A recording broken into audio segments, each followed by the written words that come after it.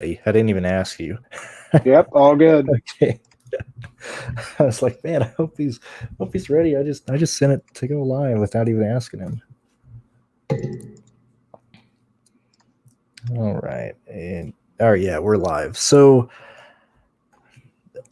I guess I'll kind of start. Let me kind of talk for like a minute and a half, 2 minutes here, and then we can kind of discuss stuff. So in the first part of the week, I was in the mindset of doing a two dominator lineup between Larson and then either Elliott, Kyle Busch, Truex, Byron, Bowman. As the week has progressed, and looking back at similar seasons of a driver who has just been head and shoulders above the field. So like Harvick last year, Truex in his championship year in 2017, and looking back with like hindsight and 2020 vision, especially like this is really similar to Truex's 2017 year, to where he was the fastest guy on intermediate tracks and across the board. And everything was pointing to him like legit dominating the races. The races that he won, he led pretty much the entire race. And I think we're really turning the corner of Kyle Larson, like just being head and shoulders above the field. Like it's not because it's the team or it's Hendrick, but it's because it's Kyle Larson, and he has been in subpar equipment his entire career. And now that he's finally in a top-notch ride, it's just that he is this more dominant than anyone else. And so for this race, I'm assuming that Larson is just leading this entire race. Like it's hard for me to picture events where Kyle Busch, who I like as well, or Truex, like also lead in this race. Like if Larson has a fast car, he should be leading the entire race. And because of that, I know I'm kind of jumping to like value plays and everything, but because of that, I really think the optimal lineup is looking Larson, Newman, and then Dillon or Suarez. And so that's where, if I can spell Suarez's name right, that's where I think we're at in this race here. Like I think this is a much chalkier race than what we first thought in the beginning of the week, and that's kind of where I'm at. I'm not really looking at a two dominator lineup. I'm mainly looking of who to use in these last three positions for this lineup. Mm-hmm. Yeah, it's going to be interesting just how quick he gets up there, because I think the first race this year, he was passing cars just like that. But the one thing I'm worried about is Chase Elliott, because he's basically in the same car, and he doesn't have a great record here at Atlanta. But starting on the pole, I'm worried that he lead. I know he's going to lead till the competition caution. Like there's no doubt in my mind. I don't think Kyle Busch is going to get around him. I don't think Larson's going to get up there that quick. But like you said, once Larson gets up front, he shouldn't look back, and it's going to. The only thing that's going to stop it and make it a two dominator race, I think, is if he has a speeding penalty or something, or a mechanical issue. I think you're totally right. I know my projections don't really like that mid range. Like as far as Dillon and Suarez, it likes like a Larson, Byron, Bowman build, and then Stenhouse, Newman, and Bubba Wallace or something like that. I forget the what, but yeah, I agree with you. I think it's going to be a lot chalkier than anticipated, especially Larson's just the play. And I know they priced him up this week, and it's good on them. It does make it a little bit difficult. It has me, second guessing how I want to do lineups. But at the end of the day, plug in Larson and go, because there's no reason why he shouldn't just absolutely dominate this race again. Yeah, and I want to touch on the range that you said. So I think it goes this way. If it doesn't go this way, I think it's very similar to what you said, to where people like Cole Custer, people like Bubba Wallace, this whole range from pretty much Eric, I'm releasing starting positions, or at least the 6K, like Jones, Custer, Wallace, McDowell, Suarez. I think it's building around this area if it goes Kyle Larson dominating the race. I had some questions earlier in the week that, hey, this race is shorter. Does that hurt the dominator points? Well, if Larson's leading the whole race, it doesn't matter. The only thing it hurts there would be like secondary and tertiary dominators, to where I don't think we see that. So the lack of laps that we have, and the lack of dominator points that we had from the spring race, doesn't really bother me at all. And so I think that's where we're at. Do you really want to talk about Kyle Busch or Truex or these guys? Like, we can kind of talk about them, but I'm just not interested in them this week. I'm not sure there's a reason. Like I said, I don't think Kyle Busch gets the lead early, and by the time he's challenging for the lead, I think Larson's up there. So I do like Kyle Busch as a pivot. Like I really like some non-Larson builds just to kind of save myself in case Larson isn't as good.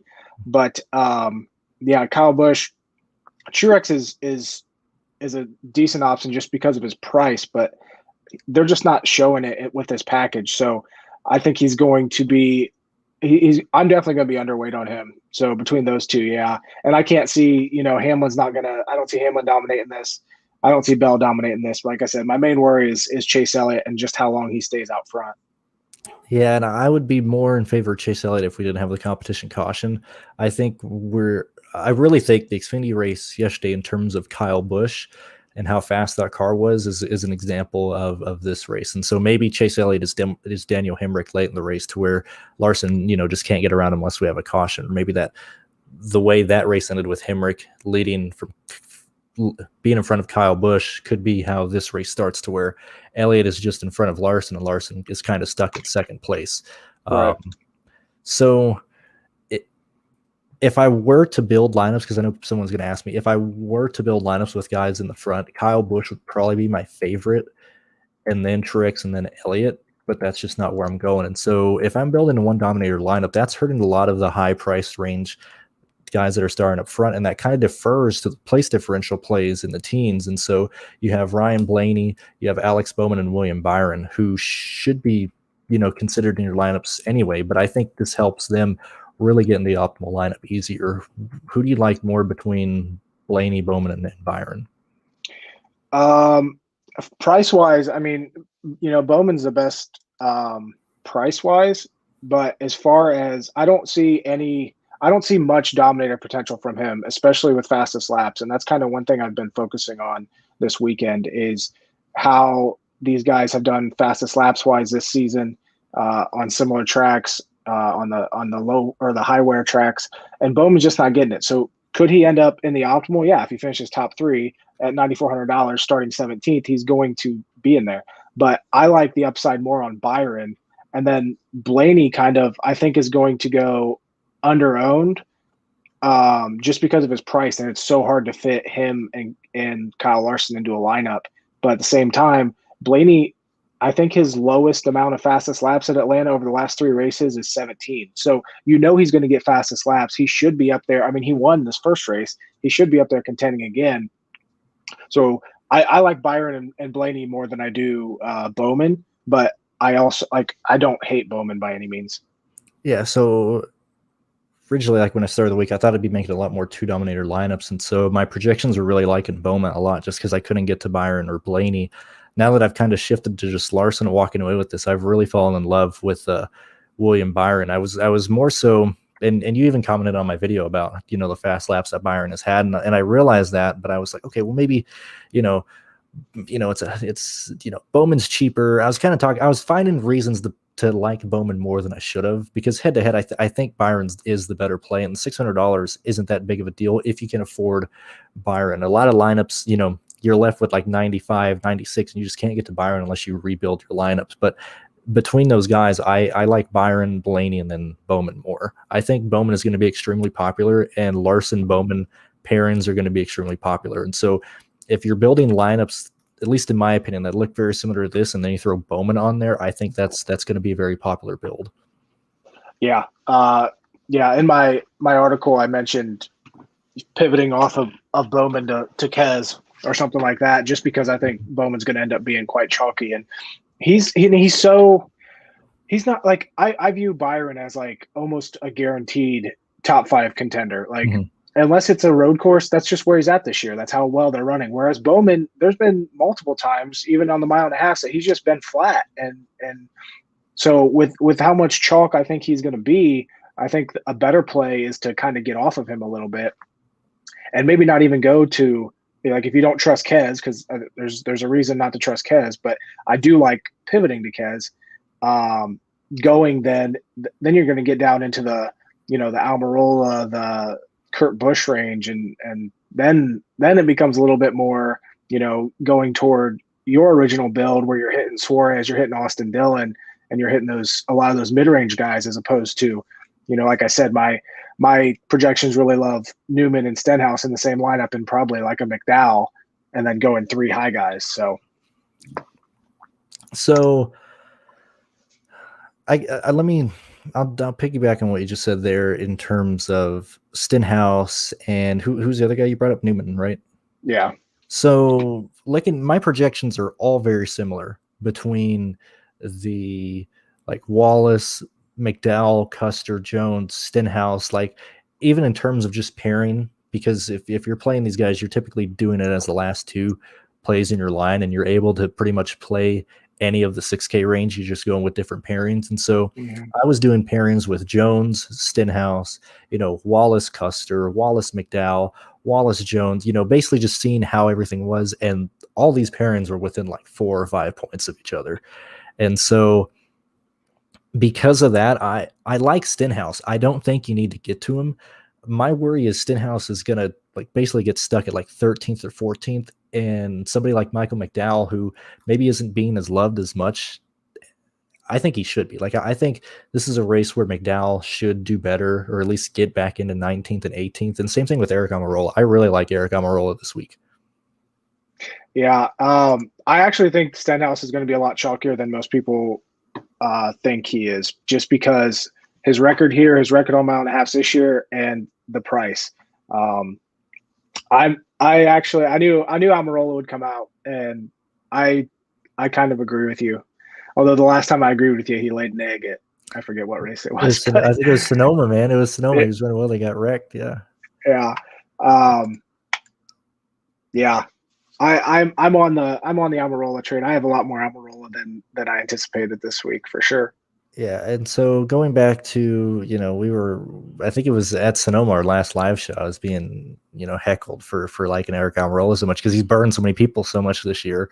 Whereas I think him, actually finally starting mid-pack instead of starting DFL is really going to help him out. And I want to be ahead of this curve. Like, Eric Almirola is poised to go back to the consistency that we saw last year. Same thing with SHR in general. We've seen SHR go back to what they're doing. And even Harvick today, like I don't like Harvick to win this race, but I think Harvick finishes like 5th or 6th today. And if SHR is getting back to where they are, Eric Almirola and Cole Custer should both be top 15 contenders. I'm not loving Custer as much, but I can be persuaded. By the way, did you see Truex failed tech? No, that's good. I don't have to deal with him. Yeah. So that takes away his dominator potential. Sure. Yeah, which is, I love it. Like yesterday when Annette got taken out, like I didn't have any Annette, so I was like, okay, do whatever you want. Like that doesn't affect me at all. Right. Yeah. Okay, sell me on Custer. Okay, so looking at Custer and looking at SHR in general, here, let me bring my stuff up here. So Custer's $6,700. I have him projected for 35 points.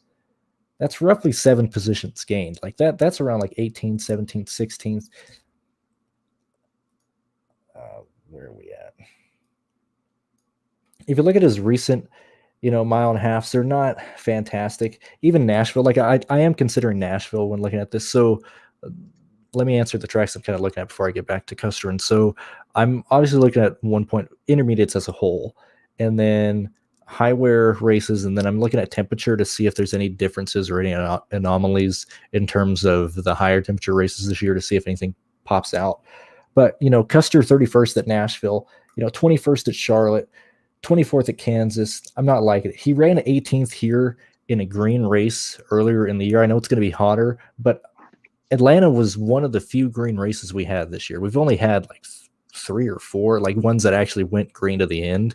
And I think that helps the SHR team. That hurts people like Matt DiBenedetto, who is notoriously known for gaining positions late in a race due to restarts, whereas Custer seems to do better in races that go green, and he actually loses more spots whenever the race gets jumbled up late at the end. So that's kind of why I'm leaning more towards Cole Custer here. or at least why I'm interested in him. Right. So he finished 18th at Atlanta this year, 19th last year.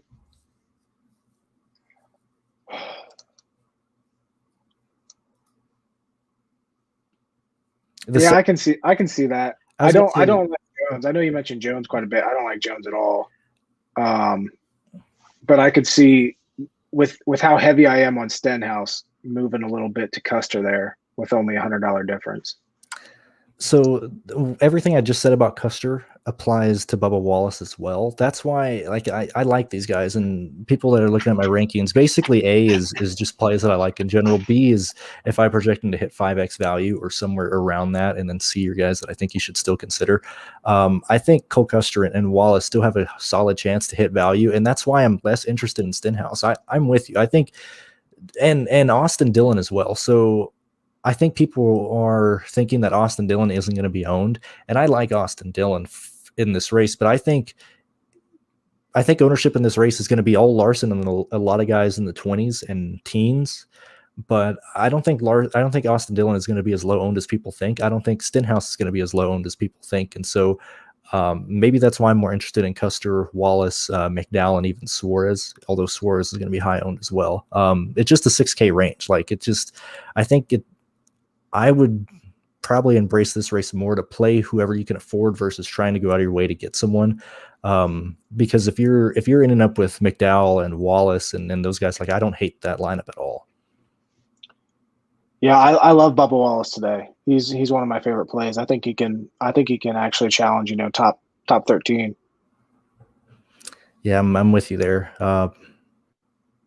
And like it's really more of a place differential race like that. That's why I said I think it's going to be chalkier than people think, especially if Larson does run away with it. Then the optimal lineup is going to be built between 27th and probably 15th. I think that should be your pool of probably 4 drivers, and your lineup should be from this area.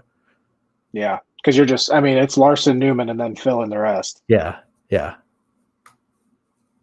That's why I opened with I think this is much chalkier than what we thought of. At least the builds will be, whether Mm-hmm. that just opens up the door in my mind to get off the chalk a little bit, Mm-hmm. And even yesterday really fell apart with all the restarts at the end. I mean, that can happen today as well. Do you think it'll be the outside lane will be such a big deal today as well? In terms of having a disadvantage? Yeah. I think it's going to be horrible. Yeah. So that's going to hurt a guy like, if anybody would be looking at Denny Hamlin, his move is always first position available. And it's just not, I don't think that's going to work out either. Yeah. In Atlanta's that's why I'm annoyed that they're going to destroy this track. But sure, the outside lane has a disadvantage, but they have the momentum out of 2. Like, the outside lane isn't the issue. It's the issue that typically if you're on the outside lane, you get forced 3 and 4 wide on the restarts, and you can't really make that momentum work down the back straight on restarts. And so, like, if you're on the inside lane, I think you're just golden to automatically make positions on every single restart. Yeah. Absolutely agree. Yeah, it's interesting. So looking at some of the lineups that I ran earlier, it was obviously it's heavy on Larson and Newman. It's like in Bubba Wallace as well. It's like in McDowell more than I thought it would. Like those are the 2 like things that kind of popped up this weekend of like, hey, it's really pointing towards Wallace and McDowell in the value range. Yeah, mine are doing the same thing. I had to limit using an optimizer. I had to limit my McDowell because it just wanted to shove him in there all the time. Mm-hmm. But I'm uncomfortably high on Bubba Wallace this week. I'll say that. It's not fun, man. Like, how many times? I know Bubba's so probably Bowman and Bubba have cost me the most money this year, not Eric Almirola. And I don't know, man. I'm convinced that they did something to that DraftKings car at Pocono. Oh, I Like that's an anomaly. Like Bubba shouldn't have ran that well at Pocono, you know? Yeah. I think I bet him top 10 that race just because it was like 5-1. When he actually did it, I was like, wow. But I think I've always said I think that team's going to really show up in the second half. And now that we're in the second half, if he can just keep it off the wall, I think he's going to be solid. A lot more solid than I think people might think. Yeah. And so in terms of fading, I guess game theory wise, it would be Larson and Newman because they're going to be the highest owned. I'm not going to do that. After that, I would probably guess that Suarez would be the next guy to consider getting off of because people are already liking the RCR cars, like Reddick, not Reddick as much as Dillon, but people like Dillon, people like Reddick. Well, this is an RCR car, and going back to here, that's why I really think it's between Dillon and Suarez as one of the guys in the optimal lineup. I have them projected for the exact same points. Who do you like more between Dillon or Suarez, or are you going to avoid both of them? I'm going so back and forth on Suarez this week. I got them within 4 points of each other. And like I said, I don't love Austin Dillon, and I see the upside with Suarez, but I'm not landing on that range very much of those guys. So, as far as fading, I honestly think the more I'm thinking about it now, I think the place to be underweight is going to be Stenhouse. I really do. Mm-hmm. Yeah, I agree. I wasn't playing Stenhouse to start with. I hate Busher. I will not have any Busher. Busher needs so many things to go well for him, not only in his range, but in the race, to where if Busher's working, my lineup is already dead. Yeah, that price made absolutely no sense. Like, throw that in there with Newman's price this week. Like, I don't get it, but the only thing I'm on with Busher is betting him. I bet him top 20. So if he finishes top 20, I'm happy. Yeah, and I think he will finish top 10. I don't think he's very good for DFS today. So let me try and I won't give everything away, but if you're avoiding Suarez, then you're probably really heavy on Hendrick today, right? Oh yeah. Okay. Larson, Byron, Bowman's my cash build. Okay, well, I was trying not to give that away because I'm always mad whenever people do that. Like, I bet you're playing this, and then they say the core that I'm using or whatever. I give all my shit away. I know. But yeah, that's. I will note though, like I don't play cash games. I don't go for that. So. Yeah, I don't either. Yeah, it's it really depends on what Bowman does. Because I can easily see Larson, Byron, and Bowman doing well, like those three being optimal, and then it changes and it goes to that 6K range. I'm trying to remove like any tilt that I have from Bowman into the equation and say, okay, what are the situations where Bowman can work? Because I've played Bowman in a lot of situations he should work, and his success in those situations are extremely low compared to Byron. Going back to you saying Byron is safer, he really is. Like, if you look at situation A, he should do well given this evidence, and he does that. Whereas Bowman, he should do well given this evidence, and then he doesn't do that based either on his own work or he keeps losing tires late in the race. I think it's Byron. Like on FanDuel, I'm playing Larson, Bowman, Byron. Larson, Bowman, Byron in every single line. I think that On makes a lot of FanDuel? sense. Yeah, on FanDuel. You don't like Blaney? I didn't need to get to him. Hmm. I think I have Blaney in one line, but I think a Hendrick stack on FanDuel makes a lot of sense because place differential is so much more important. Whereas Bowman, might finish 8th or 9th today, which is great for FanDuel, but I don't know if he'll be optimal. I don't know if he can get in there on DraftKings. Like, he'll score extremely well. I don't know if he's optimal. Like, we need a Hendrick domination between those three guys to be optimal on DraftKings, and that's my worry.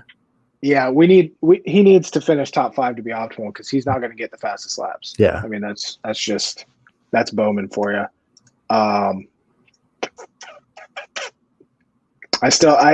I don't know. It's all going to depend on, how much Larson dominates it. And if we see another, and Atlanta is notorious for one dominator races, really. Harvick used to do it. Now it's Larson. But yeah, I did see a comment up there. I haven't even looked at the comments. I wanted to get all this done. Then I've been going through it later. Well, this one's like stuck in my head because I sell me on Newman. Like, what? What do you mean? What do you mean?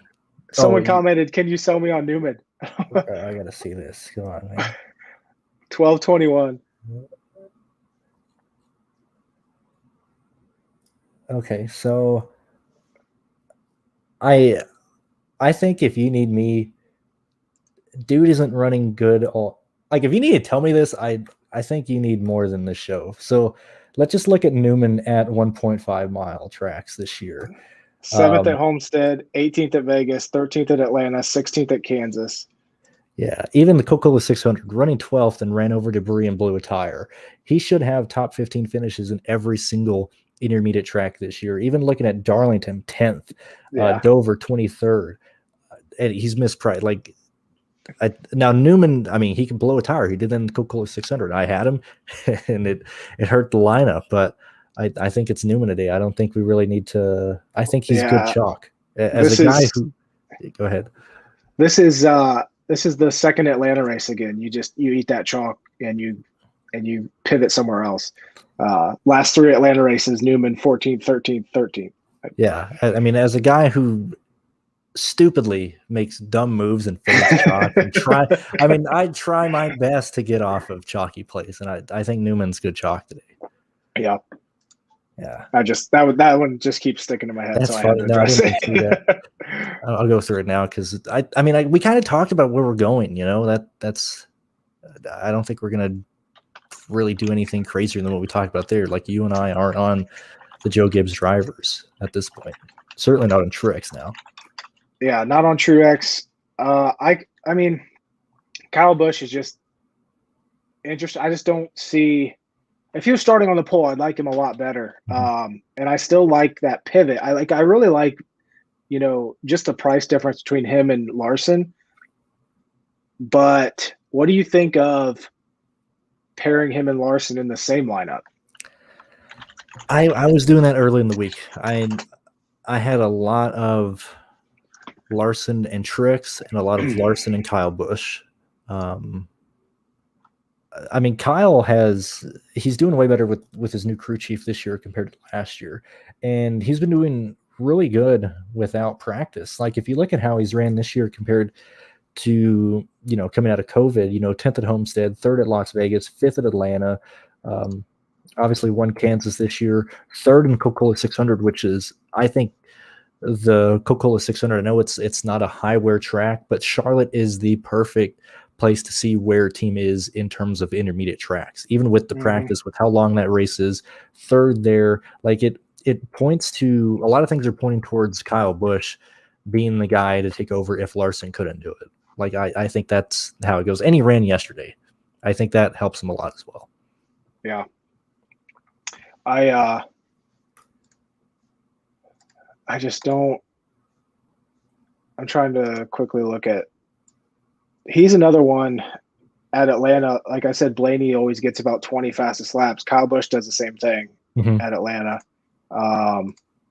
17 at Darlington, 36 at Charlotte, 22 at Kansas, 15 at Atlanta.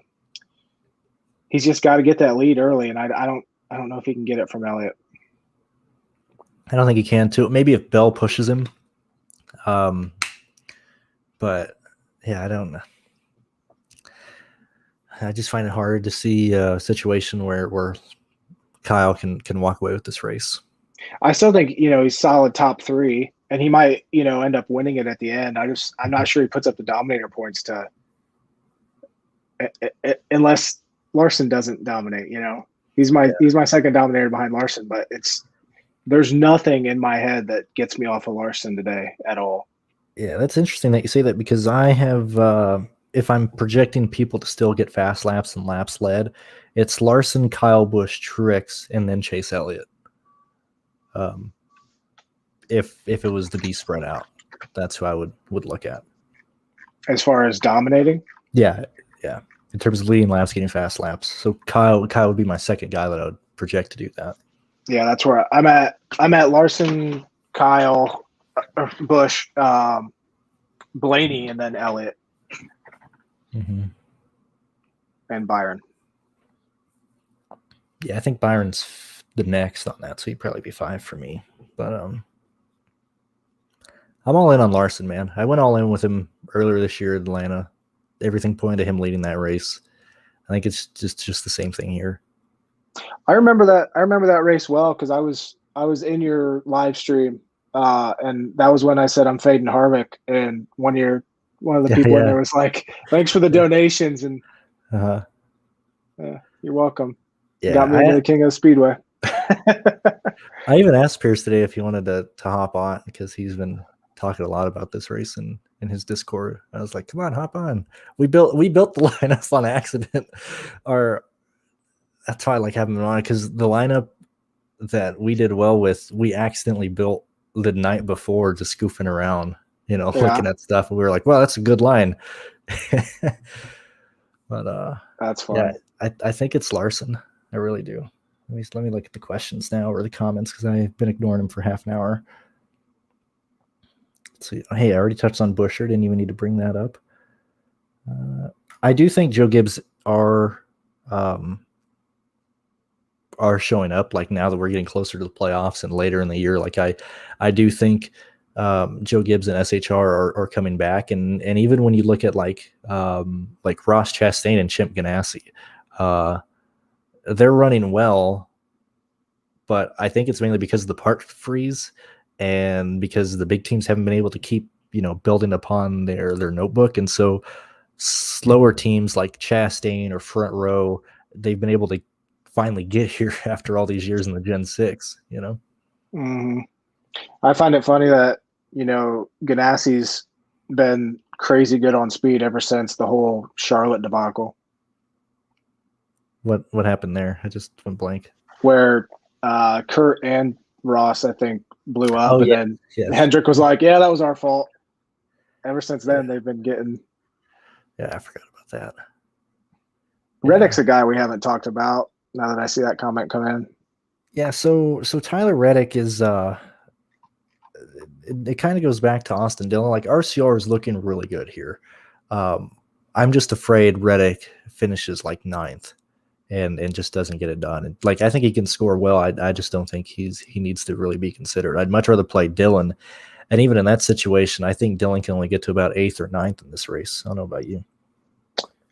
I like Reddick quite a bit today, actually. I like him more in DraftKings than I do FanDuel. Just because, like I said, I really don't like the Suarez chalk or the Austin Dillon chalk. So if I can go down and grab Reddick, I wish he was starting 9th. I wish him and Chastain switch positions. But if it's going to be hot and slick and he can put up 15 fastest laps and finish 6th, it's definitely, it's not a smash, but I'll have some. I think I'm at 17%. Okay. And so I have Reddick projected for a few fast laps. I have Austin Dillon projected for a few fast laps. You know who's also running an RCR car, basically? Suarez. Suarez. Yeah. I need more Suarez, but I don't like him. He's going to be shot. I think Doc has Suarez projected to be very highly owned. Suarez and Newman and Larson, like the three I have on the screen. I think it's everyone's kind of seeing that it's kind of leaning to those guys. I don't know. I think it's good chalk today. He was running what? Top 10 here last time and had an issue? Or did he actually finish it last time? Let me look. Where are we at? Suarez. He had 9 fastest laps last time. Yeah, he finished 17th, which is 10 points here. Looking at where he was running in that race. I think he was running top 10 and he had an issue. Yeah, he had the 15th highest race rating. Let me look what happened to him on Racing Reference real quick, because I do not remember what happened to him. Yeah, his other intermediates this year: 15th at Homestead, 11th at Kansas, 15th at Charlotte.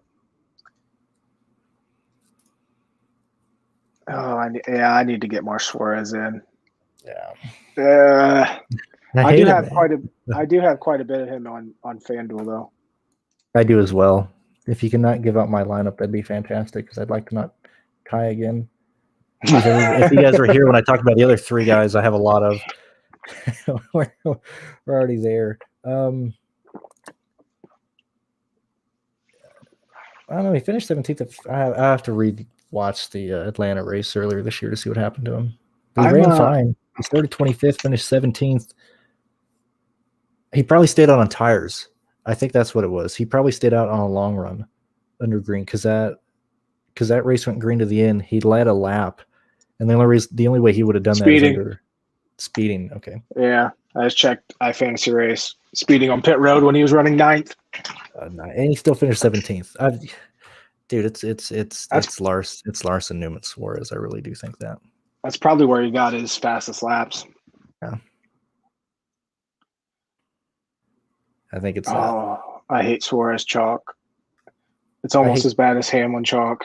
I hate this chalk in general, man. The good thing is I don't think Larson will be as high owned as he should be in terms of like his percentage being optimal. I think it's damn close to 90. I don't think he'll even be anywhere close to that. Same thing with Newman. Even if Newman is at 40%, I'm fine over the field. Suarez as well. Like, I'd almost rather be over the field on these guys than under. I agree. Like Newman, I have no problem going 100%. Yeah. Like, eat it. In fact, Larson, I'm sorry. Go ahead. I'm just yapping today. I'm sorry. You're good. Larson, I'm like about 70%, and I'll, if I lose on Larson at Atlanta, then I'll go on to Hampshire next week. Larson's the play today for sure. I think he is. So I'm really considering, instead of just covering a bunch of avenues with different lanes, I'm thinking of just doing a bunch of single entries, or at least one lineup across a shitload of contests, and just getting different on the last three guys, because I really do think it's that three. And even in single entries, I think whatever they're like I'm playing the 44 today, and so I know these guys could be high owned in the 44. I'll just get different on the last three.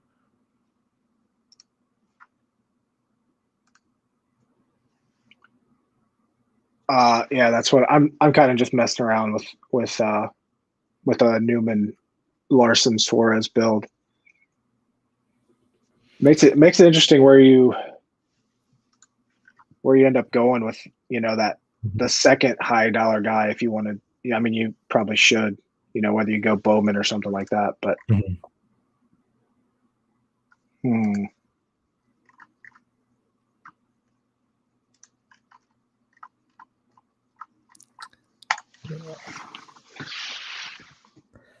Here, let me see what else we got here. Oh, somebody's asking me how to get 5x.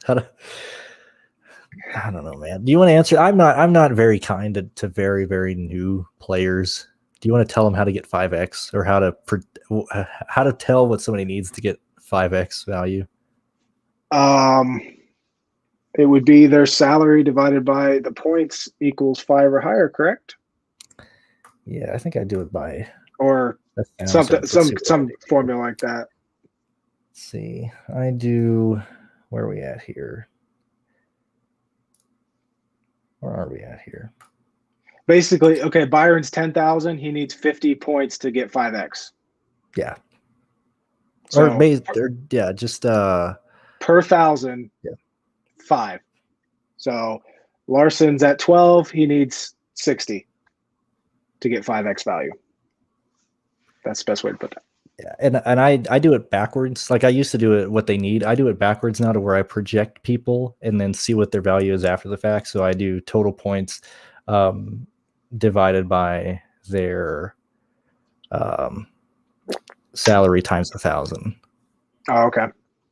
Yeah, there's different ways to do it, but yeah. But that's what that means. Yeah. So I'm sorry for everybody who just cringed through us thinking of math. That was way harder for both of us to answer. Yeah, I just like I don't even think about it anymore. I honestly I've never really thought about it. Yeah. I mean, I've just had it in my sheet this whole I made the formula and I've never thought about it again. So I was like, what do I do? How do I get it? Yeah.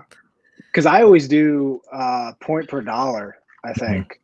And then kind of that's how I judge my, value plays is or dollar per point. So like I have Larson projected for 95 points today at 12,000. That's $127 per point. And he's the best value according to my projections. Yeah. And so I got him projected for 88.7 and that's a 7.3 value. So yeah. Which I'm so sorry for everybody who's just angry at us for talking about this. Let's see, what else do we have? We kind of already talked about this, and I would like these guys to get points, but I don't think they have to. If the build does go Larson dominating, then it's going to be one of these guys or two of them with place differential and then the 6K range working. I hate Blaney's price so much. I feel like the only way he's optimal is if he wins, which, like I said, he's done it before. But he's very consistent at getting fast laps here. I don't like that did something happen to him at Kansas and Charlotte, 21st and 13th? Who? Blaney. Read chat. Blaney, I know they whiffed at one of those races because they were really slow in one of them. I think it was right. Penske was just slow. What Penske's junk this year. Yeah, they're off. Especially Logano at these, 550s. Yeah. It was which one am I looking at? Kansas? I'm pretty sure Blaney got screwed on one of the restarts late in that race. Because I think go ahead. His running position was decent so 21st at Kansas, his running position was 7.6. So yeah, I think if I vaguely remember, there was a restart and Blaney and Elliott were on the outside lane, and all Elliott had to do was push Blaney, and he doesn't push him, and so they go 4 wide out of 2, and I think that's how he lost all those positions at Kansas. I think you're right. Yeah. I got that race completely out of my memory because of the whole tire thing. Yeah, everybody already knows my thoughts. My thoughts on that. Let's see. What about punts today? You looking at no punts? No punts today. This is not a day. I don't see no punts coming through. Value isn't close enough to do it. I got Alfredo projected for 23 points. But that's about it, man. The 6K drivers are walking away. Like any punt play isn't within 10 points of any of the 6K drivers. And so if that's the case, I don't look at punts. Yeah. I think Alfredo gets so much hate and I don't understand it. Like he's probably going to be about a 24th place car. I think because people thought he was a good driver to begin with. Like expected him to pull out John Hunter Nemechek. Yeah, I really did, because everybody's like, "Oh, it's fast pasta," whereas I was just like, "Look, he's a 20th place driver." You know? Sell me on Briscoe over Logano. What? I mean, why are you considering either of them? Yeah, that's a big no. I don't think Briscoe could be a fill-in. I don't see. I love doing shows with you guys because I think I know for a fact I'm a guy who's really harsh on comments that I don't like. I don't like this comment at all. I think that's bad. I'm not trying. I'd like you to purchase my Patreon, but I'm not trying to sell stuff. I think that's a dumb question. Yeah.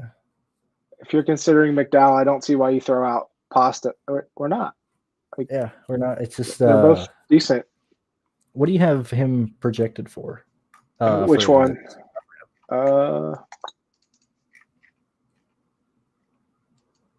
18. I got McDowell at 27. Okay, I got a DK points, right? Yeah. Yep. Yeah, I'm giving Alfredo 23, and I got McDowell at 27. Yeah, I got my ceiling for Alfredo's 22. Yeah, but what do you think about the guy in between them, my boy, Corey LaJoy? So I don't mind LaJoy. I just didn't need to get to him. He would be the lowest, or who is it? Who's lowest? I just went blank. So yeah, LaJoy would be the lowest I would go today. Like if you need salary, LaJoy is your punt play. He's the lowest I would go.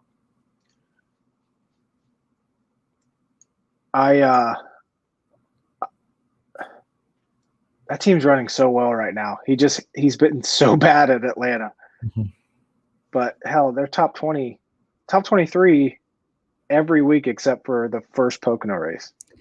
You know, they're really similar to Quinn Hoff, to where Quinn is constantly underpriced in his range. LaJoy is underpriced in his range. Like if LaJoy is ever starting 30th, 31st at like 55, 5,700, I'm going to be playing a lot of LaJoy because this is like a 23rd place car. It really is. It's not that winning car that LaJoy was trying to sell us on at the start of the year, but it's certainly better than what he's ever been in. Yeah, and I feel like, you talked about getting ahead of the curve when it comes to Almirola.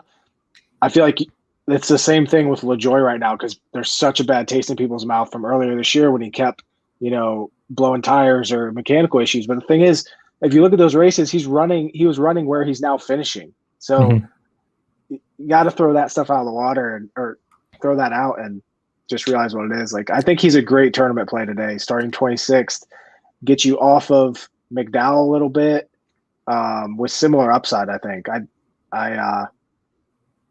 all it takes is one mistake from McDowell, and I think LaJoy. I mean, you can say that for anybody, but I definitely like pivoting to LaJoy. But I have a soft spot for him. He's one of my favorite drivers.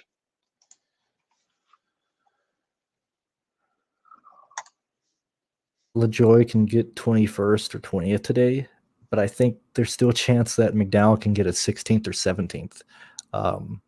That's a good maybe the question really isn't between Suarez. I mean, it is between Suarez and Dillon, but maybe the real question is, thinking tournament-wise, who does better between McDowell and LaJoy?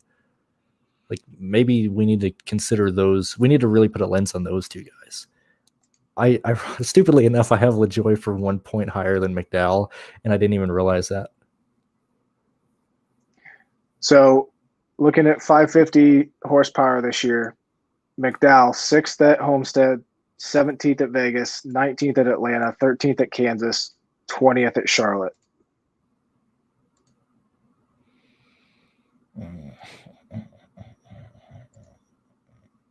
LaJoy he pretty much had issues in every single race, and then 19th at Charlotte.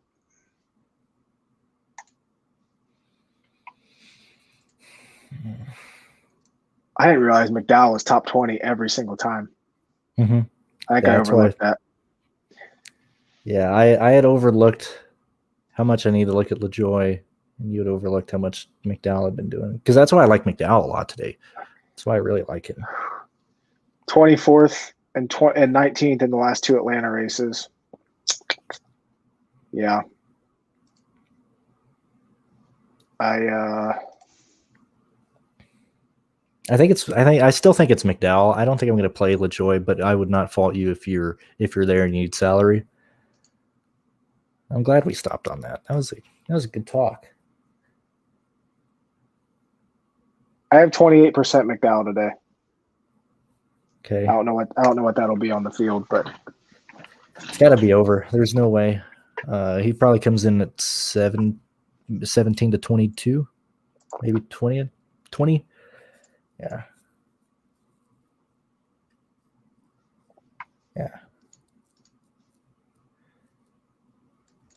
I got him projected for 25, but I'm not good at projecting ownership at all. Yeah, I can kind of guess it, but that's assuming everybody approaches something like I do. I've been horrible at guessing ownership this year. Like anytime I think someone's going to be high owned, they're not. Anytime I think people are in a good situation, they're not owned. Well, just like the second Pocono race where Newman was just mega chalk. I was like, there's no way he's going to be under 60%. And I think he came in at like 45. I was like, yeah, I don't know, man. I haven't been able to, like, is same day qualifying. Well, I guess we didn't have same day qualifying for that, but like the same day qualifying that we've had this year, like, is that really that big of a deal for people? I know you're not a fan of that, but that's how, it was. That's the norm for DFS NASCAR, basically. Qualifying either the day before or the day of and having like the 2-hour window. Like, is that really messing with ownership that much? Or like, I don't know. I think it is. I wouldn't say that. I wouldn't say the Pocono race would be, though, because I mean, we knew the starting lineup for well over. But yeah, don't get me started on same day qualifying. That's the worst thing ever. Yeah, I like it. I'm sorry. I like it.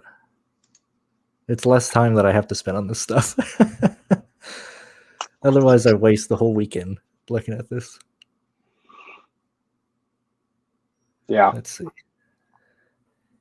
I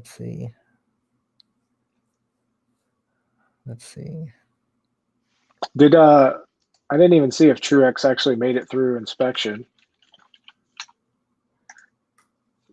He probably did on like the 17th time. He's probably had his crew removed and got robots crew in the car today. Let's look.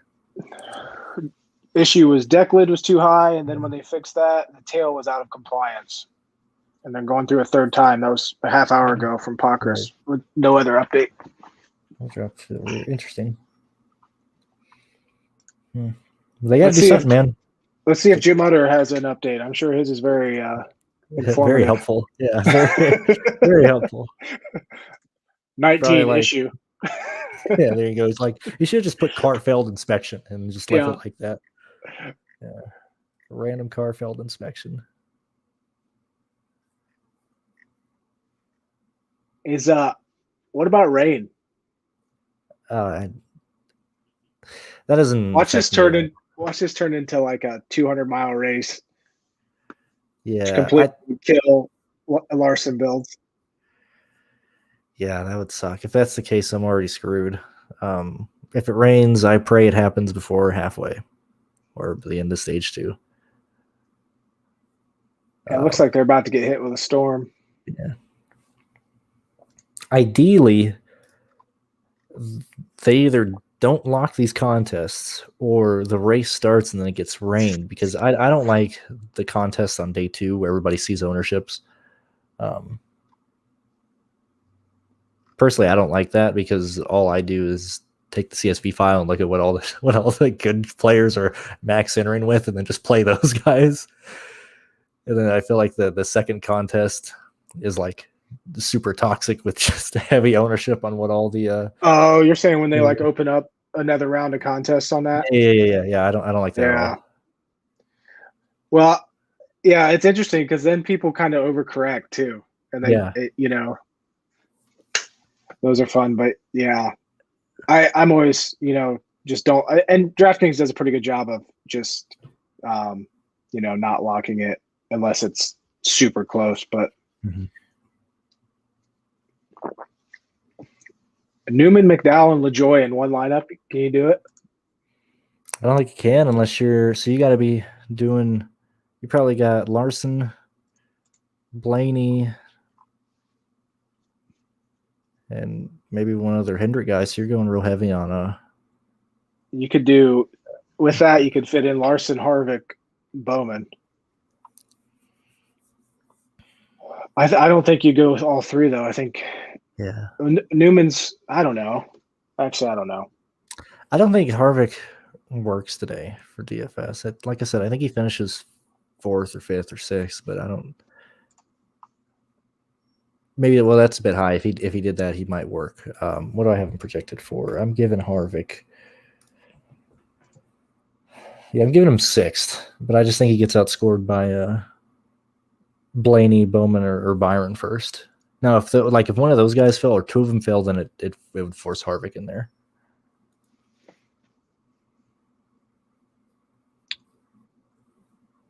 It's interesting because he looked really good up until his tire issue the first race here. Like I was worried because like I said, I didn't have him.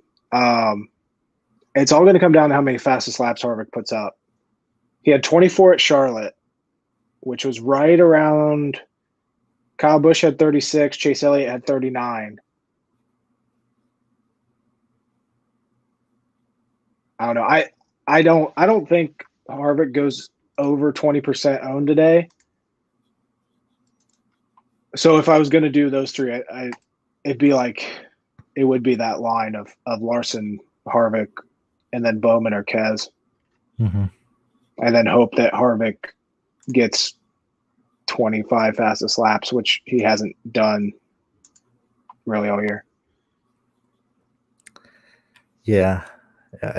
I wish he would. I wish he was 10,000.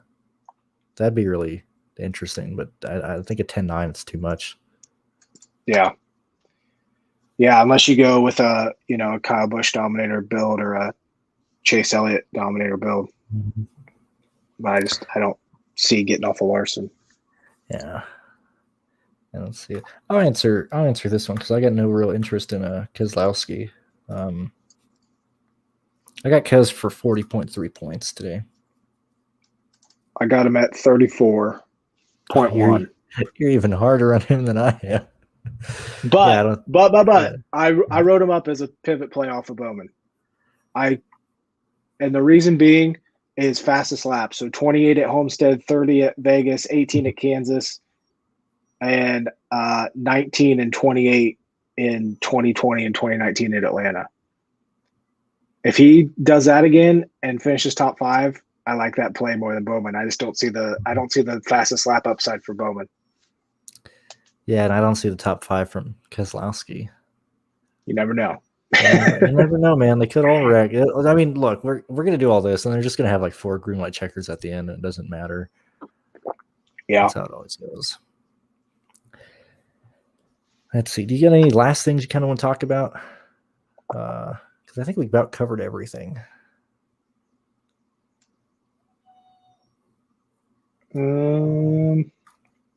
Just kind of going through the. What about Ryan Preece? Don't see it. Not doing it. Not touching it. It's amazing to me that they priced him up and kept Newman where he's at. I'm pretty sure someone in DraftKings just hates Ryan Newman with a passion. And his salaries make no sense any week. The Pocono weeks were the most egregious. Yeah, but they were really bad. Yeah.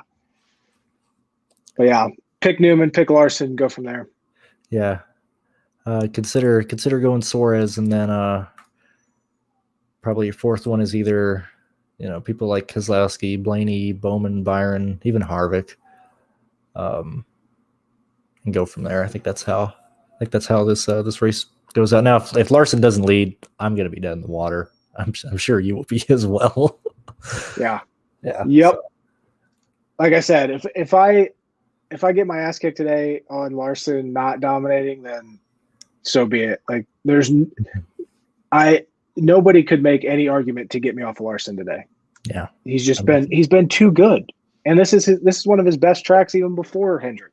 Mm-hmm. So yeah. Yeah, I think that's probably where we're gonna end it. Thank you guys for watching. Check out Jordan's stuff. I put his links in the description below if you guys want to check out what he's written this week or his other 2 videos. You still have plenty of time to listen to that type of stuff. And you basically listen to me here, so you don't have to listen to my old video if you don't want to. But thank you guys for coming out, and we'll do it again next week. See you next week. Yep. Yeah, see ya.